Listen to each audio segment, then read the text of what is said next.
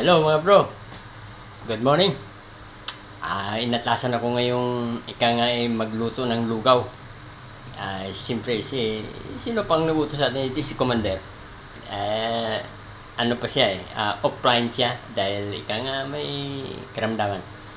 Ngayon, ito ang mga ingredients na inanda ko. Ipakita ko sa inyo ha. Ayan, itong manok na nilamas sa asin ha. Tapos bigas na nahugasan na yan. Nor cube at durog na paminta at ang ating pinaka pampabango, luya, sibuyas at bawang. Ayan. Simpleng-simple lang to. At tingnan natin kung hindi mapapasarap si Mrs. dito sa luto kong ito. Panoorin nyo ito. Kung kayo may mga pagkakataon na kayo nagluluto atasan kayo magluto sa umaga, panoorin nyo ito at napakasimple lang na luto ito. Okay. So, okay mga bro. Siguro naman, alam nyo naman siguro ang pagbukas ng ng kalan, no? O sige, umpisahan natin. Music. Alright. Ngayon, siyempre, kawala Ayan. Painitin ng konti. Huwag masyado at baka umusok. Ayan. Ayan. Lagay natin ang vegetable oil.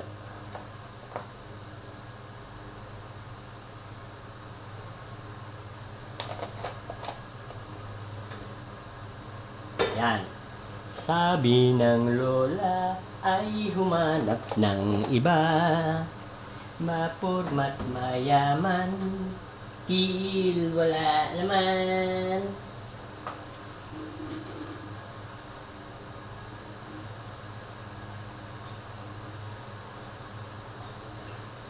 Ayan. Tamtama ng mantika, huwag masyado. At hindi naman maganda sa katawan yan. Okay. Ngayon, ang unahin natin lagay ay luya. Ang iba ginagawa, bawang, sibuyas, luya. Hindi. Luya muna ang unahin. Yan. Yan.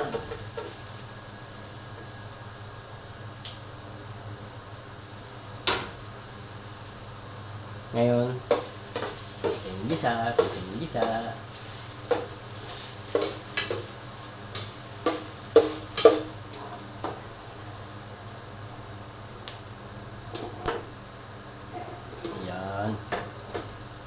May pumat mayaman, kiil wala naman.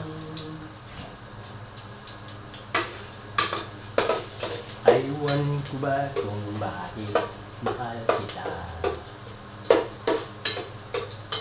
Di ka naman pogi.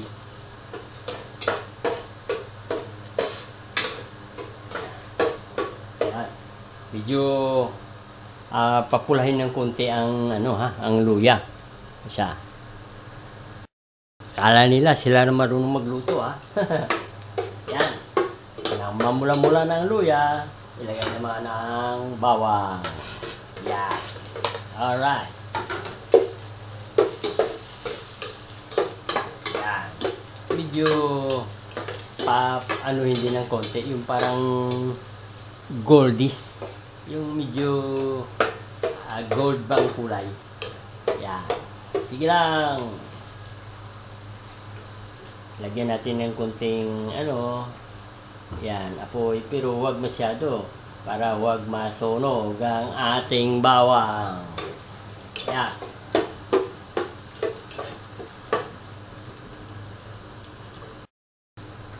Ayan.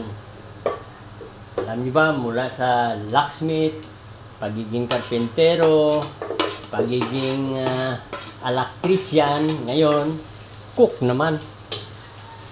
Ganun tayo. Ayan. Ngayon, nilagay naman natin yung sibuyas. Kunting lang yan, diskarte sa sibuyas.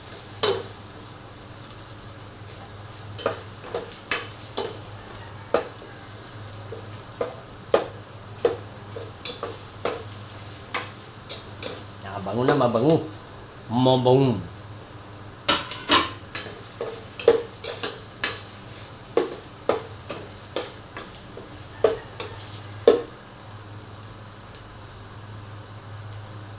Yan, konting medyo mga po ya. Ngayon bro, pagka ano na yung sibuyas ready na, ilagay ang manok, baby.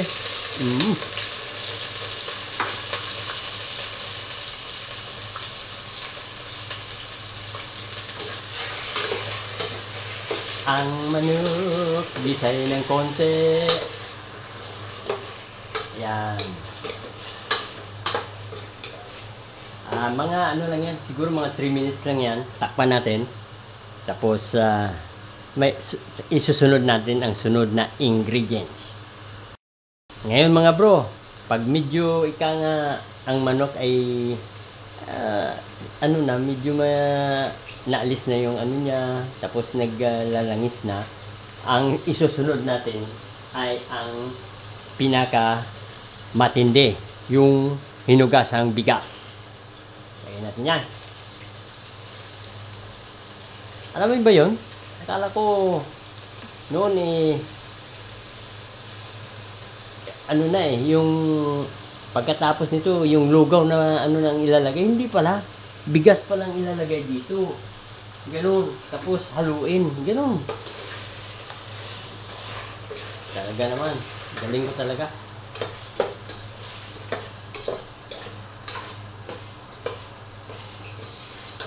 Ngayon, medyo daw ito, medyo gawing parang konting gold ang kulay ng bigas.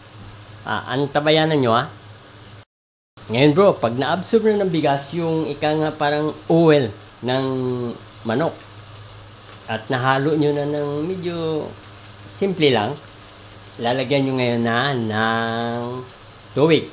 At ang ilalagay ko dyan, para madali na siyang kumulo agad, mainit na tubig. Para hindi ka na maghintay, di ba? Matagal.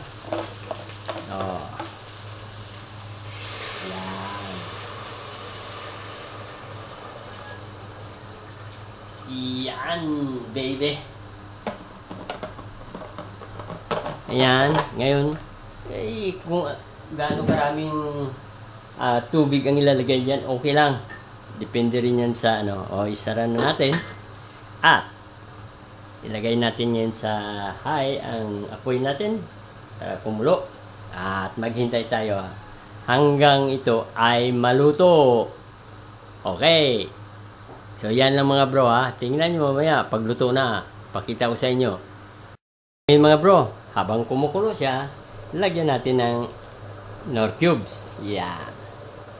Wow, baby. Tapos, ilagay na rin natin yung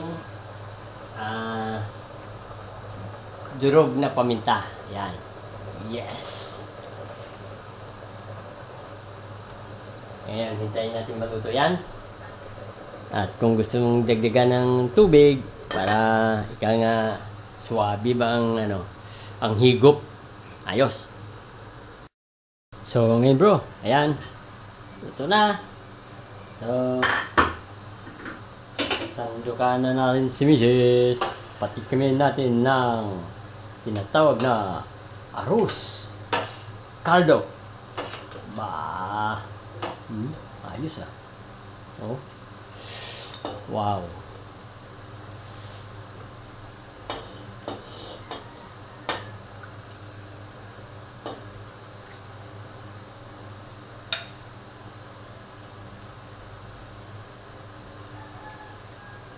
Ayos.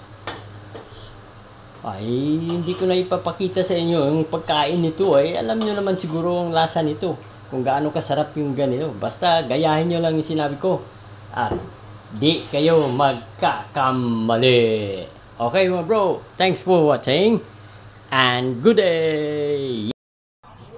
So ayan bro, kain tayo.